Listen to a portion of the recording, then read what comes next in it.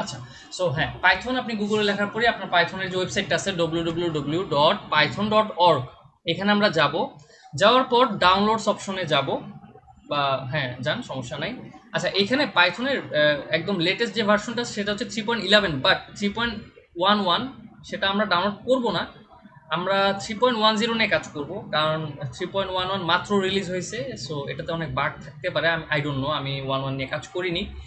10 নিয়ে আমার লাস্ট কাজ করা হয়েছে। সো আমরা আপাতত 10-তে থাকি আর কি। সো 10টা ইনস্টল করার জন্য আমরা নিচের দিকে যাব। আচ্ছা, আপনাদের কি কারো উইন্ডোজ বাদে অন্য কোনো অপারেটিং সিস্টেম আছে? লিনাক্স বা ম্যাকে কেউ কাজ করেন? আচ্ছা, ভেরি গুড। নাই, সমস্যা নাই। থাকলেও সমস্যা নাই। আমি আপাতত উইন্ডোজে দেখাচ্ছি। আচ্ছা, আমরা এখন 3.10 এই ভার্সনটা ক্লিক করব। ভাই প্রথমটা? হুম, আচ্ছা আপনি আচ্ছা, এখানে ক্লিক করার পর নিচের দিকে যান। বাকিটা শুধু দেখেন, এই ভিডিওটা আমরা হচ্ছে প্রোভাইড করে দিব। সো আপনি দেখে দেখে ইনস্টল করে নিতে পারবেন। একদিন সময় দেওয়া হবে, কালকের মধ্যে ইনস্টল করে দেবেন।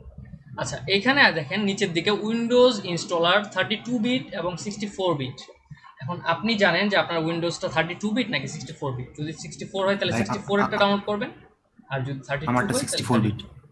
তাহলে 64টা ডাউনলোড করবেন। ঠিক আছে, আপনি ক্লিক করেন উইন্ডোজ ইনস্টল, এখানে না, বাইরে যান, এই যে এখানেই ক্লিক করেন। হ্যাঁ, এই যে ইনস্টল হচ্ছে, কিপ রাইট। ওকে, ইনস্টল হতে হতে আমরা কিছু কথা বলে ফেলি। আপনার কথা তো বলার সময় হবে না, আপনার স্পিড ভালোই আছে।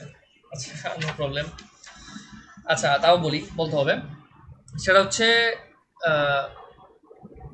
Why Python. আমরা কেন পাইথনকেই বেছে নিচ্ছি আমাদের ডেটা সায়েন্স এবং মেশিন লার্নিং এর কাজ করার জন্য? কেন, কেউ কি বলতে পারবেন? কারণ ভাই পাইথন ইজি শেখা।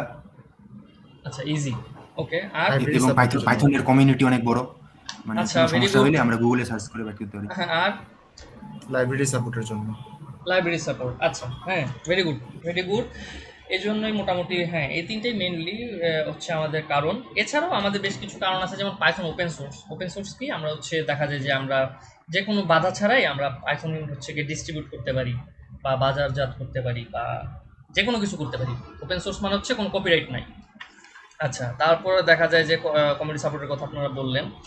তা আচ্ছা, পাইথনের যে ইতিহাস সেটা, যদিও ইতিহাসের ক্লাস না, তারপর আমি একটু বলি যে পাইথন হচ্ছে একটা object oriented high level language. তো আমাদের অনেক ধরনের ল্যাঙ্গুয়েজ আছে, low level, high level, mid level. So high level language, এটার যে পিতা সে হচ্ছে 1991 সালে গুইডো ভ্যান রোজিউম টাইপের একটা নাম, রাশিয়ান মনে হয়। সো সে হচ্ছে এটা নিয়ে কাজ করে আর কি। আর এবার কথা বলি যে আমরা পাইথনের, আমরা অনেকেই জানি যে পাইথন আপাতত দুইটা ভার্সন নিয়ে কাজ করে, একটা হচ্ছে পাইথন 2, একটা হচ্ছে পাইথন 3। তো আমরা 2 নিয়ে কাজ করবো নাকি 3 নিয়ে কাজ করবো? অলরেডি আমরা দেখতেছি যে 3.10 নিয়ে এসে ইনস্টল দেওয়ার চেষ্টা করতেছে। সো পাইথন 2 কেন কাজ করতেছি না? পাইথন 2 হচ্ছে একটা মানদাতার আমলের জিনিস। সো পাইথনের আসলে 2 নিয়ে আসলে সাপোর্ট শেষ মোটামুটি বলা চলে। সো পাইথন 2 নিয়ে কাজ করার কোনো আসলে কারণ নাই। আচ্ছা, আমরা ইনস্টলেশনে যাই। এটাকে আপনি ডাবল ক্লিক করবেন। আচ্ছা, করার পর আপনি দিবেন হচ্ছে, এখানে দেখেন ইনস্টল না, একটু ওয়েট, আপনি বলার আগে কিছু ক্লিক করেন না। এখানে দেখেন নিচে add Python dot E X E to path, আপনার অবশ্যই পাথ ভেরিয়েবলে পাইথনটাকে দিয়ে দিতে হবে। এতে করে আপনি গ্লোবালি পাইথনটাকে ইনস্টল করতে পারবেন। আপনি যদি গ্লোবালি ইনস্টল না করেন, সেক্ষেত্রে দেখা যাবে যে একটা নির্দিষ্ট ফোল্ডারে শুধু কাজ করছে পাইথন, গ্লোবালি কাজ করছে না। আচ্ছা, ঠিক আছে, আপনি ইনস্টল নাও এবার দিবেন। ওকে,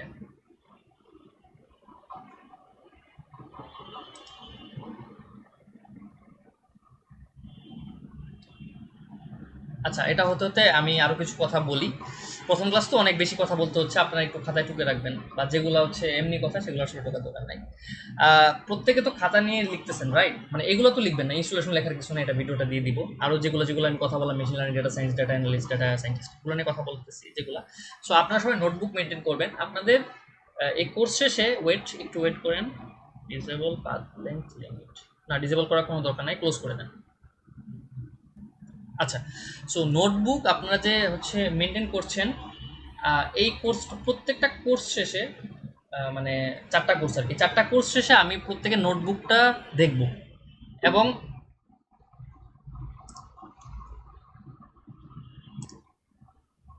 আচ্ছা, আমি যে কথাটা বলছিলাম সেটা হচ্ছে আপনাদের যে নোটবুকগুলা থাকবে সেই নোটবুকগুলা আমি দেখব 4টা কোর্স শেষ হয়ে যাওয়ার পর। এবং যার নোটবুকটা আমার পছন্দ হবে, অনেক সুন্দর করে সব কিছু থাকবে, তার জন্য গিফট থাকবে। এবং পচা গিফট না, ভালো গিফট। আচ্ছা, এরপর আরও গিফট আছে আপনাদের জন্য। আপনাদের 100% অ্যাটেন্ডেন্সে গিফট থাকবে।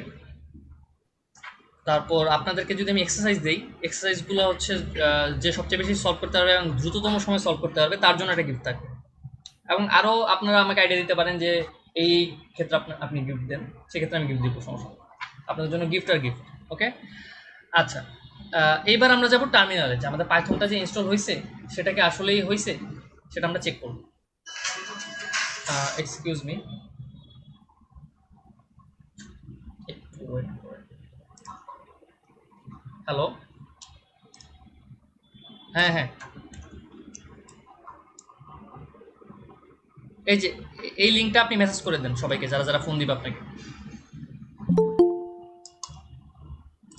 আপনাকে আমি টেলিগ্রামে দিছি, হ্যাঁ, আপনি সবাইকে দিয়ে দেন যারা যারা করতে পারেন।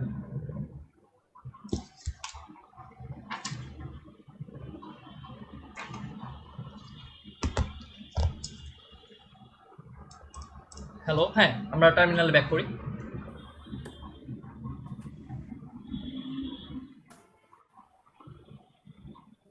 আচ্ছা, এখানে আমরা লিখব হচ্ছে পাইথন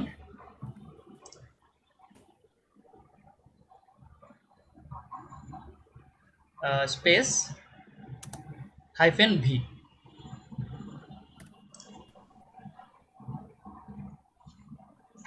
আপনি এন্টার দেন।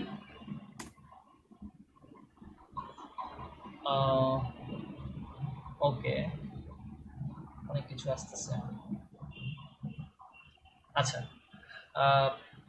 টার্মিনালটা ক্লিয়ার করে ভালো করে ইয়ে করেন, আরেকটা নিচের দিকে যান। ওকে, দেখেন আপনাদের পাইথন কিন্তু অন হয়েছে, ঠিক আছে। আচ্ছা, আপনি একটু এখানে এখানে আপনি একটু কমান্ড প্রম্পটের পাশে একটু আরেকটা নতুন কমান্ড প্রম্পট খুলেন তো। হ্যাঁ, এটা হিজিবিজি লাগতেছে। আপনি লেখেন হচ্ছে পাইথন, জাস্ট পাইথন লেখেন। এই যে দেখেন আপনাদের পাইথনের ভার্সন দেখেন 3.10.10, আপনাদের পাইথন ইনস্টল হয়ে গেছে।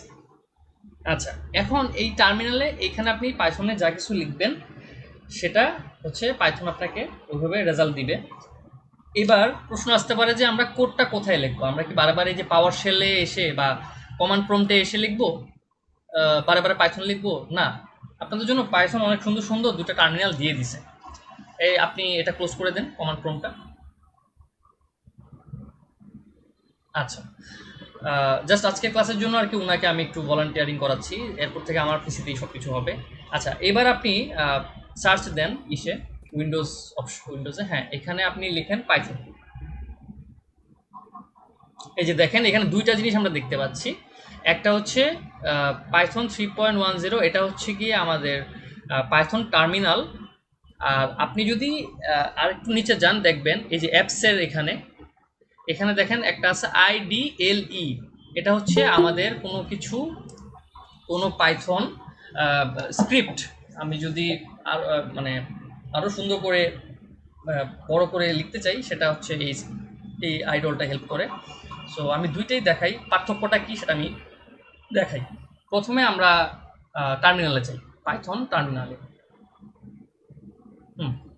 দেখেন এটা হচ্ছে কি আপনার, আচ্ছা, পাইথন একটা পাইথন আসলে কি সেটা আমি একটু আগে তার আগে আরেকটু বলি। পাইথন হচ্ছে একটা ইন্টারপ্রেটর।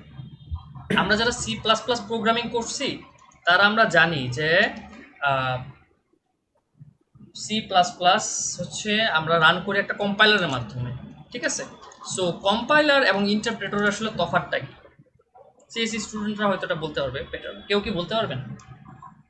ভাই, কম্পাইলার হচ্ছে পুরো প্রোগ্রামটাকে একবারেই মানে কম্পাইল করে দেয়, আর interpreter line by line compile মানে ইন্টারপ্রেট ইয়েস, করে। রাইট।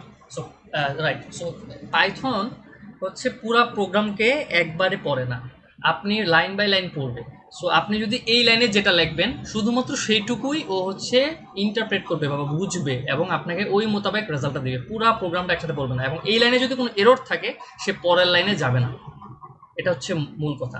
এখন এইখানে দেখেন, আমি যদি জাস্ট একটা নর্মাল প্রোগ্রাম লিখি যে a ইকুয়ালস টু 10, এখন এন্টার দেন। ওকে, সো এখন এর মধ্যে একটা ভেরিয়েবল নিয়ে আমরা কথা বলবো। আমি জাস্ট এখানে আপনাকে থেকে দেখাচ্ছি শুরুটা, জাস্ট পাইথনটা কিভাবে কাজ করে। সো এখন এতে আমরা 10 কিন্তু প্রিন্ট করে হচ্ছে অ্যাসাইন করে ফেলছি।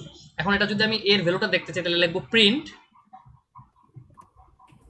ব্র্যাকেট প্যারেনথেসিস, হ্যাঁ এ bracket close parenthesis close, yes. So click enter. দেখেন এ আপনার ভ্যালু আসতেছে 10। ভেরি ইজি, খুবই সোজা জিনিস, এটাতে আসলে তেমন রকেট সায়েন্স নাই কোনো। আচ্ছা, এইবার এটা আপনি কেটে দেন, আপনি আইডিয়ালি এখানে ঢোকেন। দেখেন এখানে আমার কিন্তু লাইন বাই লাইন লিখতে হচ্ছে, একসাথে অনেকগুলো লাইন লিখতে কষ্ট হচ্ছে। এখন যদি আমি আইডলে যাই, আইডল নাকি আইডিয়াল কিছু একটা হবে, যাই হোক। আচ্ছা, এখানে দেখেন, এখানে আমি পুরো স্ক্রিপ্ট একসাথে লিখতে পারবো। সেম জিনিস লেখেন a is equal to 10,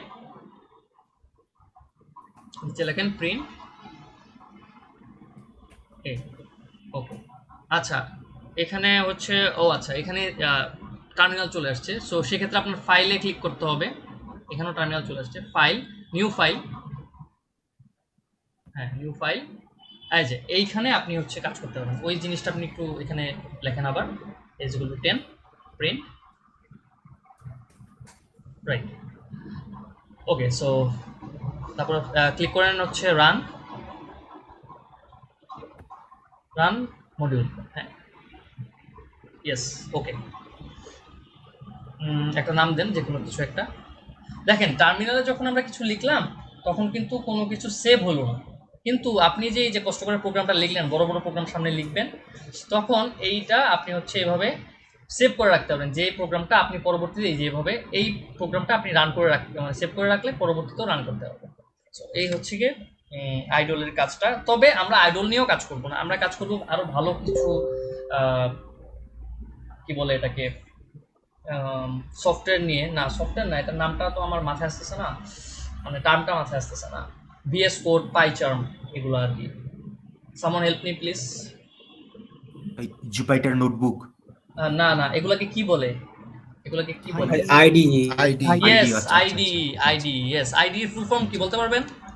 integrated development environment. Very good. So এই আইডি, বিভিন্ন আইডি হচ্ছে দেওয়া আছে, ভিজুয়াল স্টুডিও কোড, পাইচার্ম, তারপর স্পাইডার, জুপিটার নোটবুক, এগুলোতে আমরা পাইথন নিয়ে মেইনলি কাজ করব। সো এটা জাস্ট আপনাকে পাইথন নিয়ে ছোট ছোট কাজের জন্য আমি আপনাকে এটা দেখালাম আর কি।